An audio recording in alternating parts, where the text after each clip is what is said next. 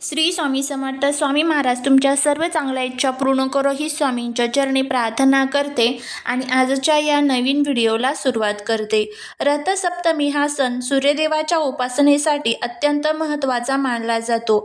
या दिवशी सूर्यदेव 7 घोड्यांच्या रथावर आरूढ होऊन प्रकट झाले होते, म्हणून याला सूर्यजयंती असेही म्हणतात.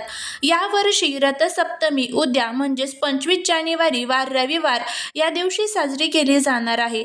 रविवारी रथसप्तमी येणे हे अत्यंत शुभ आणि फलदायी मानले जाते, कारण रविवार हा सूर्यदेवाचाच वार आहे असं म्हणतात. त्यामुळे रथसप्तमी ही 2026 मध्ये 24 जानेवारी 2026 म्हणजे शनिवार मध्यरात्री 12:39 सुरू झालेली आहे आणि सप्तमी तिथीची समाप्ती ही 25 जानेवारी 2026 रविवार रात्री 11:10 संपणार आहे. त्यामुळे उदया तिथीनुसार 25 जानेवारी रोजीच रथसप्तमी ही साजरी केली जाणार आहे. या दिवशी स्नानाचा शुभ मुहूर्त हा पहाटे 5:27 पासून ते सकाळी 7:10 पर्यंत असणार आहे. त्याचबरोबर सूर्योदय वेळ ही सकाळी साधारण 7:13 ला असणार आहे. रथसप्तमीचे महत्त्व जर आपण बघायचे असेल तर धार्मिक मान्यतेनुसार याच दिवशी भगवान सूर्यनारायणाने संपूर्ण जगाला आपला प्रकाश दिला, म्हणून हा त्यांचा जन्मदिवस मानला जातो. या दिवसाला आरोग्य सप्तमी असेही म्हणतात. असे मानले जाते की या दिवशी सूर्यदेवाची उपासना केल्याने शारीरिक व्याधी दूर होतात आणि उत्तम आरोग्य लाभते. महाराष्ट्रात मकर संक्रांतीला सुरू झालेले हळदी कुंकवाचे कार्यक्रम रथसप्तमीच्या दिवशी संपतात. हा दिवस हिवाळा संपून उन्हाळ्याच्या आगमनाचे आणि उतरण्याचे प्रतीक मानले जाते. जेव्हा रथसप्तमी रविवारी येते तेव्हा तिला भानुसप्तमी असेही म्हटले जाते, कारण ज्योतिषशास्त्रात सूर्याला ग्रहांचा राजा मानले जाते आणि रविवार हा त्याचा स्वतःचा वार आहे. त्यामुळे या दिवशी केलेली सूर्योपासना, आदित्य हृदय स्तोत्राचे पठण आणि धनधर्म केल्याने 1000 पटीने जास्त पुण्य मिळते अशी भाविकांची श्रद्धा आहे.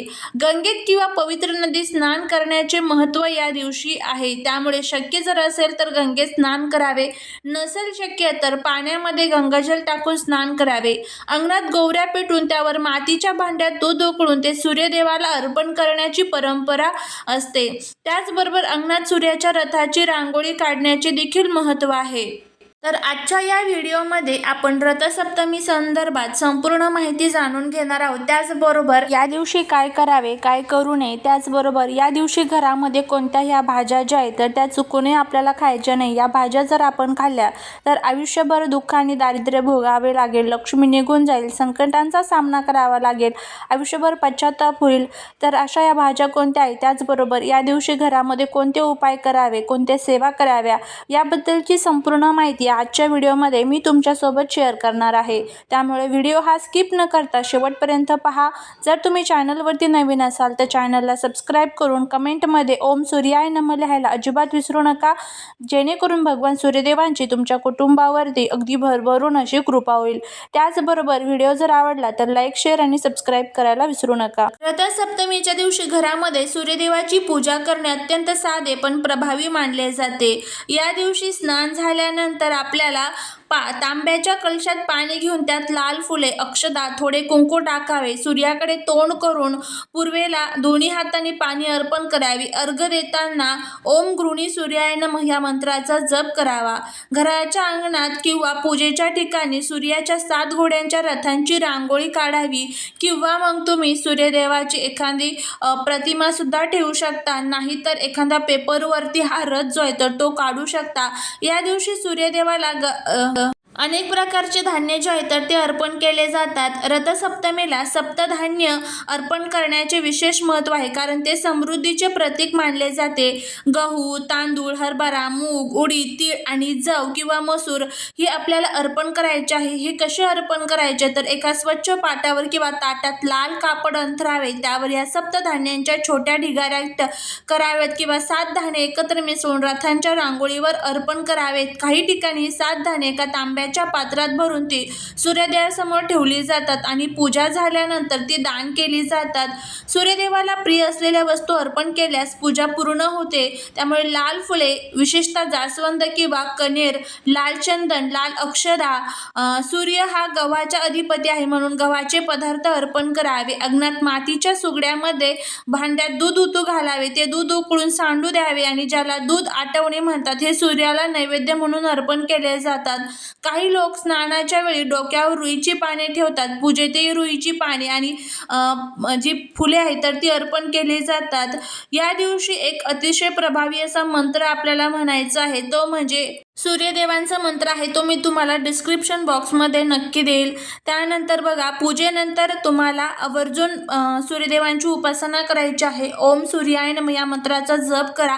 आदित्य हृदय स्तोत्र, त्याचबरोबर सूर्यदेवांचे सूर्याष्टकम, हे सर्व स्तोत्र आणि मंत्रांचं घरामध्ये पठण करण्याचा प्रयत्न करा.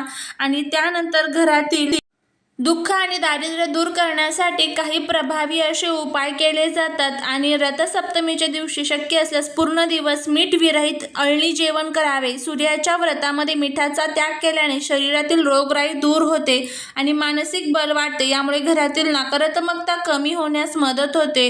या दिवशी आर्थिक टंचाई, कामातील अडथळे दूर करण्यासाठी रथसप्तमीला सकाळी सूर्योदयानंतर आदित्य हृदय स्तोत्र 3 वेळा वाचा.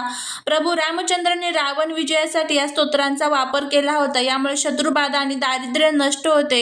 या दिवशी गहू आणि गुळाचे दान करणे सर्वात श्रेष्ठ मानले जाते, जे तुम्ही गरजवंतांना किंवा ब्राह्मणांना दान करू शकता.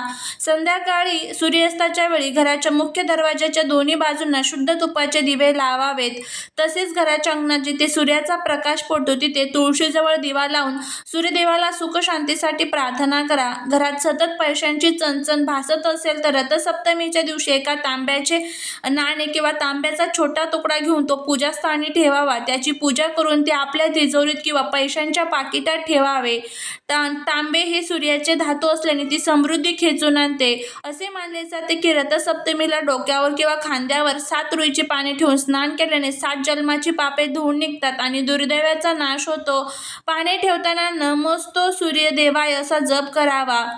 ह्या सर्व गोष्टी आपल्याला रथसप्तमीच्या दिवशी करायच्या आहे. तर आता बघा, या दिवशी सर्वात महत्त्वाच्या आता कोणत्या भाज्या ज्या आहेत तर त्या आपल्याला खायच्या नाही किंवा काही पदार्थ जे आहेत तर ते आपल्याला टाळायचे आहे. त्यामध्ये सर्वात पहिला आणि महत्त्वाचं म्हणजे मीठ. तर रथसप्तमीच्या दिवशी मिठाचा त्याग करणे अत्यंत महत्त्वाचे मानले जाते. या दिवशी मीठ न खाता केलेले अन्न खाणे हे सूर्यदेवाची कृपा मिळवण्यासाठी शुभ ठरते. त्यामुळे मिठाचा वापर असलेल्या भाज्या शक्यतो टाळाव्या. दुसरं आहे ते म्हणजे मसूर डाळ. अनेक धार्मिक ग्रंथानुसार मसूर डाळ ही तामसिक श्रेणीत येते आणि रथसप्तमीला सूर्याची उपासना करताना मसूर डाळीचे सेवन करणे वर्जित मानले जाते. तिसरं म्हणजे तेलकट आणि तिखट भाज्या. सूर्याचा हा सण सात्विकतेचे प्रतीक आहे. त्यामुळे जास्त मसालेदार, तळलेले किंवा तिखट पदार्थ अशा पद्धतीने बनवलेल्या भाज्या खाणे टाळाव्या. तिसरं म्हणजे कांदा आणि लसूण. कोणत्याही पवित्र तिथीला किंवा उपवासाच्या दिवशी कांदा आणि लसणाचा वापर टाळला जातो. रथसप्तमीला शुद्ध आणि सात्विक आहार घेण्यासाठी कांदा लसूण जेवण विरहित करावे. त्यानंतर मांसाहार. या दिवशी घरामध्ये मांसाहार पदार्थ किंवा तामसिक आहार अजिबात घेऊ नये. या दिवशी काय खावे? खीर किंवा गोड पदार्थ हे आवर्जून खावं किंवा दूध आणि दुग्धजन्य पदार्थ खाल्ले तरीही चालतात. अशा पद्धतीने रथसप्तमीबद्दलची संपूर्ण आपण माहिती बघितलेली आहे. या दिवशी काय करावं, काय करू नये, कोणत्या चुका टाळाव्या. जर तुम्हाला हा व्हिडिओ आवडला असेल तर लाईक, शेअर आणि सबस्क्राईब करायला विसरू नका. भेटूया पुढच्या एका छानशा नवीन व्हिडिओत एका नवीन माहितीसोबत. तोपर्यंत सर्वांना श्री स्वामी समर्थ.